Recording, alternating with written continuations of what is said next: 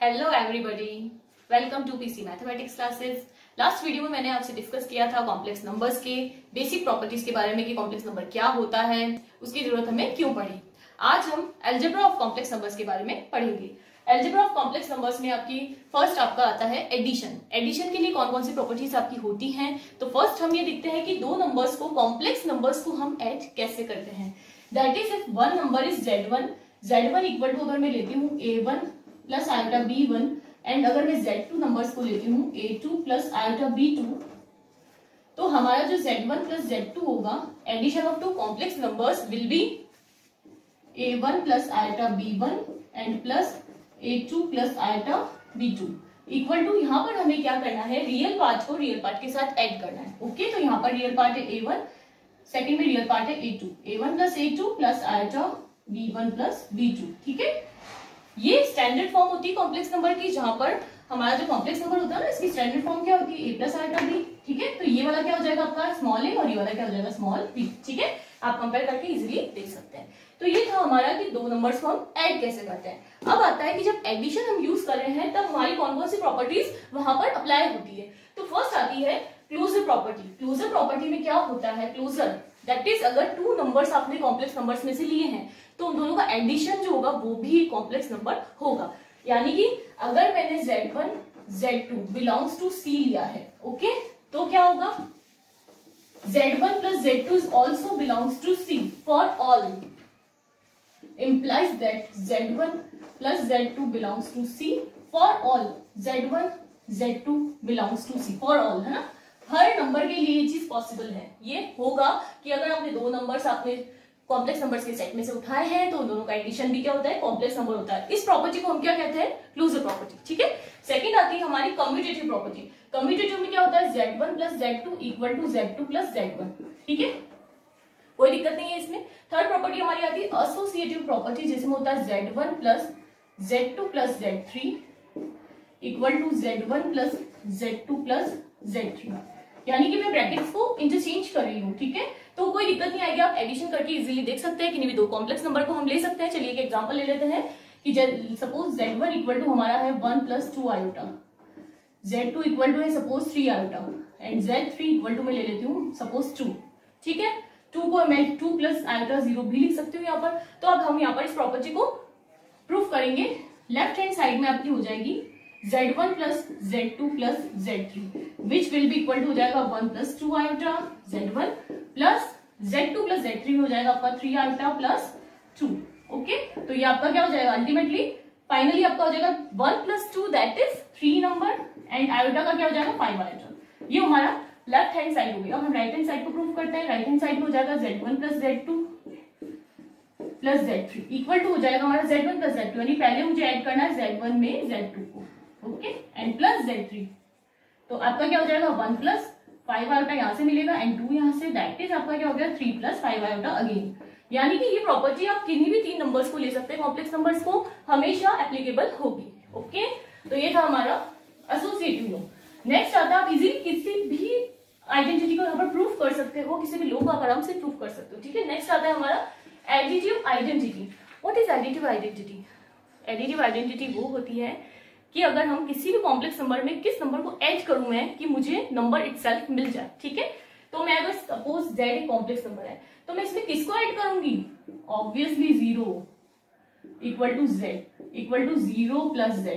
ये प्रॉपर्टी जो होती है वो एडिटिव आइडेंटिटी के लिए होती है। तो यहाँ पर जो 0 होगा ना उसको हम क्या लिखेंगे, ये 0 होगा 0 प्लस आयोटा 0, क्योंकि हम कॉम्प्लेक्स नंबर की बात बोल रहे हैं तो मुझे A प्लस आयोटा B की फॉर्म में ही आंसर देना होगा। ओके, तो यहाँ पर जो एडिटिव आइडेंटिटी होगी वो क्या हो जाएगी आपकी 0 प्लस आयोटा 0। ठीक है, लास्ट आता है अपना एडिटिव इनवर्स। एडिटिव इनवर्स क्या होता है, सिंपल है। एडिटिव इनवर्स में हम क्या करते हैं कि जो Z नंबर है आपका उसमें मैं क्या ऐड करूं कि मुझे यहाँ पर एडिटिव आइडेंटिटी मिल जाए। दैट इज एडिटिव आइडेंटिटी अपनी क्या है, 0 है। ठीक है, तो मैं इसमें क्या ऐड करूंगी, -Z। ठीक है, तो आपका जो एडिटिव इनवर्स हो जाएगा वो क्या हो जाएगा माइनस। ये हो गई हमारी एडिशन की कुछ 5 प्रॉपर्टीज, जिसमें फर्स्ट मैंने बताया क्लोजर प्रॉपर्टी अप्लाई होगी, सेकंड आती है कम्यूटेटिव, थर्ड एसोसिएटिव, फोर्थ है एडिटिव आइडेंटिटी जो होता है हमारा 0, और फिफ्थ है आपकी एडिटिव इनवर्स जो होता है माइनस z। ठीक है, नेक्स्ट है आपका सब्ट्रैक्शन। सब्ट्रैक्शन में क्या होगा, if z1 equal to a1 plus iota b1 and z2 equal to a2 plus iota b2। यहाँ पर आपको पता है ना a1 b1 a2 b2 are real numbers. Okay, ये मैं लास्ट आपको वीडियो में डिस्कस कर चुकी है सब कुछ। तो z1 और z2 आपके अगर मैंने ये लिए तो इन दोनों का जो सब्ट्रैक्शन होगा वो क्या होगा आपका a1 plus iota b1 minus a2 plus iota b2 which will be equal to a1 minus a2 plus iota b1 minus b2. Okay, so this is also belongs to C. Okay, z1 z2 भी मैंने complex number का set में से लिए थे। Again जो हमारा इसका रिजल्टेंट आ रहा है z1 minus z2 is also belongs to C. This property is called closure property. Okay, तो सिर्फ आपके सब्ट्रैक्शन के अंदर वन प्रॉपर्टी अप्लाई होगी, क्लोजर प्रॉपर्टी। ठीक है, थर्ड आता है हमारा मल्टीप्लीकेशन। मल्टीप्लीकेशन में क्या होगा,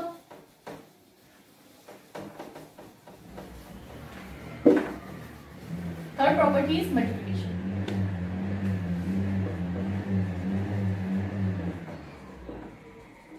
ठीक है, फर्स्ट प्रॉपर्टी होगी इसमें closure property. If z1 z2 belongs to C which implies that z1 into z2 is also belongs to C।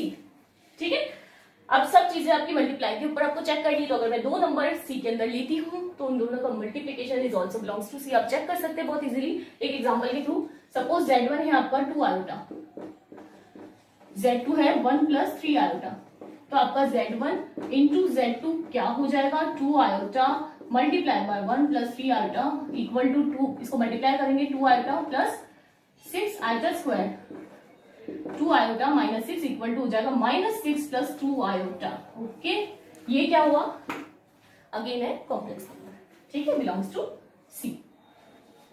तो अगर मैं z1 और z2 दो नंबर्स ऐसे लिए हैं जो कॉम्प्लेक्स नंबर्स हैं तो उनका मल्टीप्लीकेशन जो होगा वो भी एक कॉम्प्लेक्स नंबर होगा। ये प्रॉपर्टी होती है हमारी क्लोजर प्रॉपर्टी। ठीक है, सेकेंड प्रॉपर्टी है आपकी कम्यूटेटिव प्रॉपर्टी।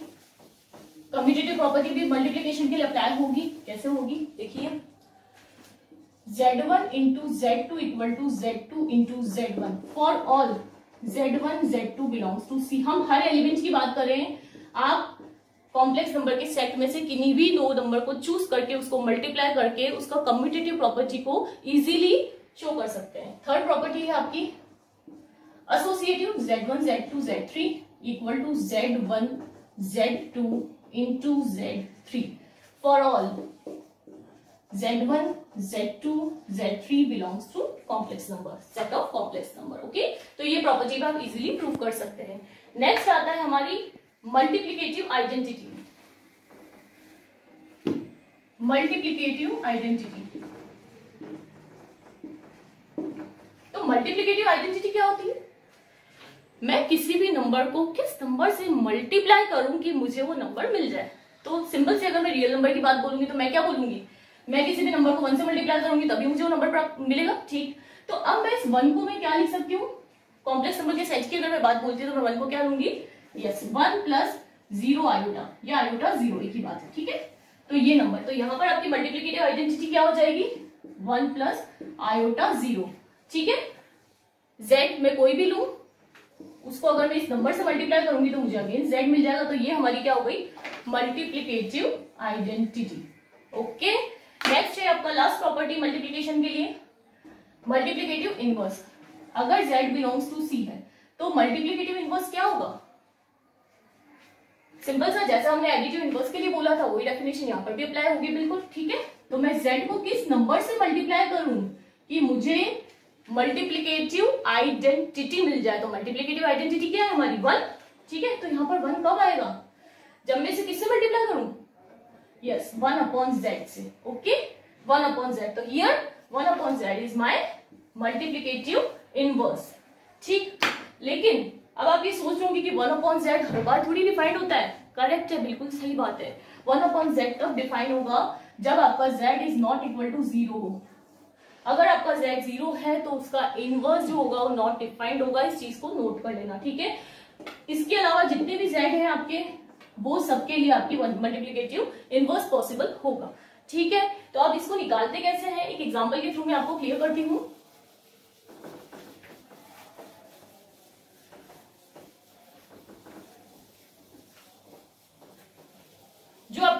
z है, इसके लिए मैं एक एग्जांपल लेती हूँ। सपोज z इक्वल टू है आपका 2 + 3 आयोटा, तो आपका जो 1/z होगा वो होगा 1/2 + 3 आयोटा। मैं इनवर्स की बात कर रही हूँ। तो आपका क्या होता है कि जो कॉम्प्लेक्स नंबर होता है ना, उसमें आपका डिनोमिनेटर में कभी आयोटा नहीं आना चाहिए, लेकिन अगर आयोटा वाली टर्म आ रही है तो आपको उसको रैशनलाइज करना है, ठीक है, ताकि वो आयोटा की टर्म हम एलिमिनेट कर सकें। तो इसके लिए हम क्या करेंगे, इसको 2 - 3 आयोटा से मल्टीप्लाई एंड डिवाइड, ठीक है।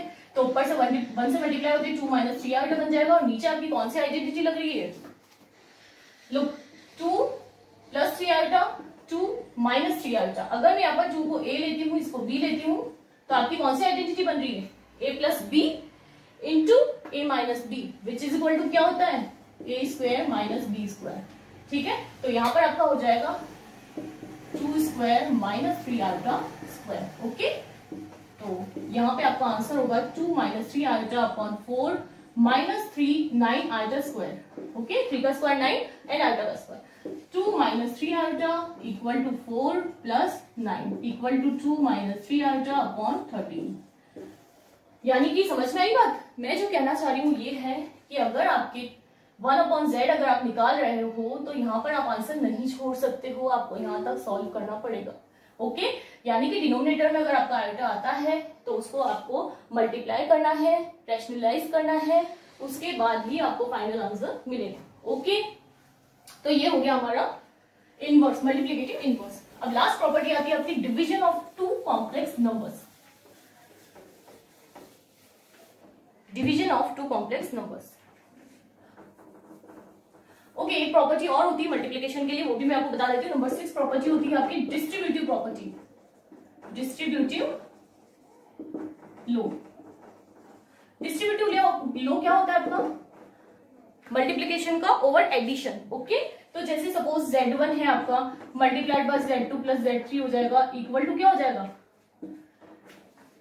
सिंपल मल्टीप्लाई आपको करना है z1 z2 plus z1 z3 for all z1 z2 z3 belongs to C, okay. ये आपकी डिस्ट्रीब्यूटिव प्रॉपर्टी एप्लीकेबल होगी मल्टीप्लिकेशन के लिए। लास्ट आपका आता है 4th number, division, division of two complex numbers z1 upon z2।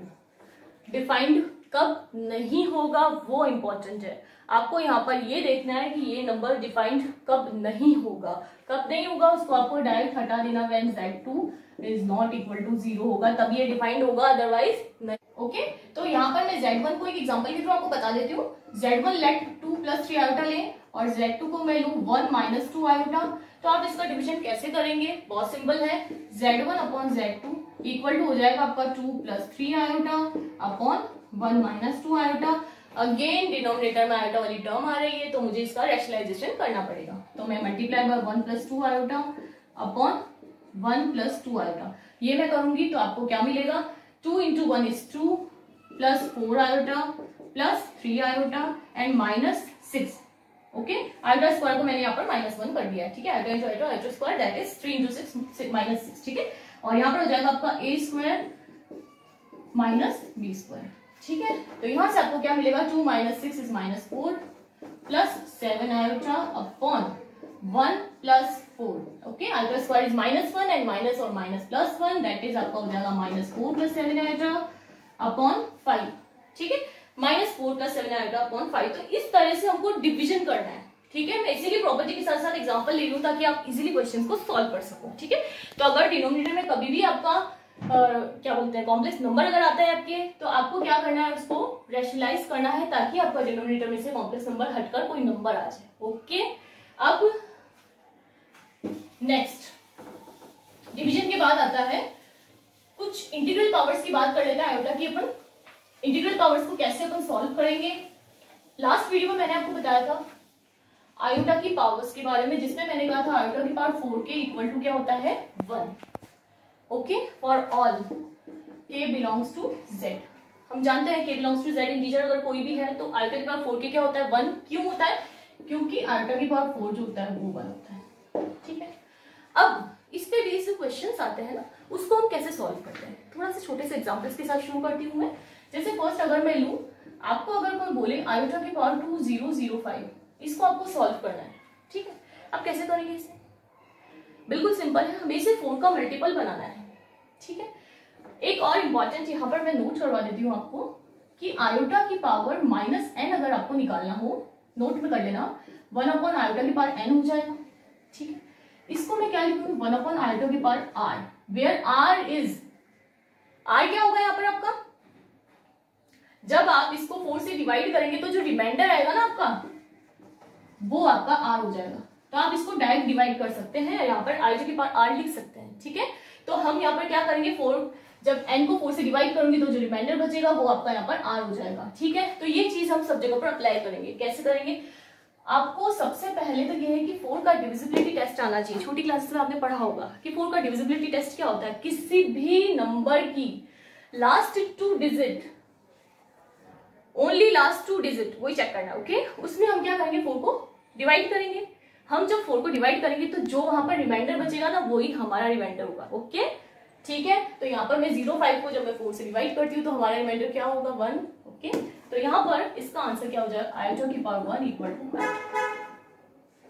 ठीक है। आपको सिर्फ इतना ही करना है कि लास्ट 2 डिजिट को 4 से डिवाइड करना है, जो आपका रिमाइंडर आता है वो आपकी पावर बन जाएगा और उससे आपको सोल्यूशन निकालना है। एक दो एग्जांपल और लेते हैं। सपोज आपका आयोटा की पावर -41, ठीक है। तो इसको कैसे सॉल्व करेंगे, 1 आयोटा की पावर 41। अब मैं 41 को क्या करूंगी, 4 से डिवाइड करूंगी ऑब्वियसली।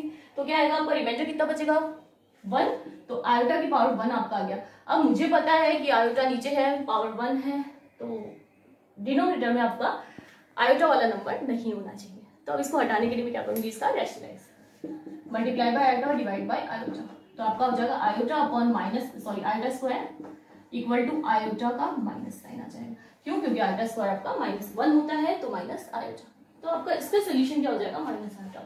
इस तरह से आयोटा पे बेस्ड जितने भी क्वेश्चन है आप इजीली सॉल्व कर सकते हैं। एक प्रॉपर्टी और बताती हूँ, 1 plus iota square plus iota cube is equal to what? बहुत इंपॉर्टेंट प्रॉपर्टी है। 1 plus iota as it is, iota square हो जाएगा आपका -1 और आयोटा क्यूब हो जाएगा माइनस आयोटा। आयोटा से आयोटा कैंसिल, 1 से 1 कैंसिल, इक्वल टू 0, ठीक है। तो जब आपकी 4 consecutive powers of iota, 4 consecutive powers of iota को जब आप ऐड करते हो, ऐड करने पर उसका रिजल्टेंट हमेशा 0 आएगा, ओके। इसके लिए मैं आपको एक एग्जांपल और बता देती हूँ। सपोज आपका कोई भी क्वेश्चन है, सपोज आयोटा की पावर n प्लस आयोटा की power n plus 1 plus iota की power n plus 2 n plus iota की पावर n प्लस 3। दिखने में डेंजर लग रहा है, बट इसको इजीली सॉल्व किया जा सकता है। कैसे? हम क्या करेंगे, इसमें से आयोटा की पावर n को आउट कर देंगे, अंदर क्या बनेगा आपका 1 plus iota square plus iota cube. Again ये जो प्रॉपर्टी है वो यहाँ पर डायरेक्ट 0 बना देगी, तो आपका आंसर क्या हो जाएगा, 0। आयोटा की पावर n इंटू 0 इज 0, ठीक है। यहाँ तक कोई प्रॉब्लम नहीं होनी चाहिए मेरे हिसाब से। तो ये कुछ आयोटा की प्रॉपर्टीज होती हैं जो आपको आनी चाहिए, ठीक। आज के वीडियो में बस इतना ही। नेक्स्ट वीडियो में मैं आपके लिए कुछ कॉम्प्लेक्स नंबर के इंपॉर्टेंट क्वेश्चंस लेके आऊंगी। अगर आपको मेरा वीडियो पसंद आए तो प्लीज इसे लाइक कीजिए, शेयर, सब्सक्राइब कीजिए, ओके। Thank you.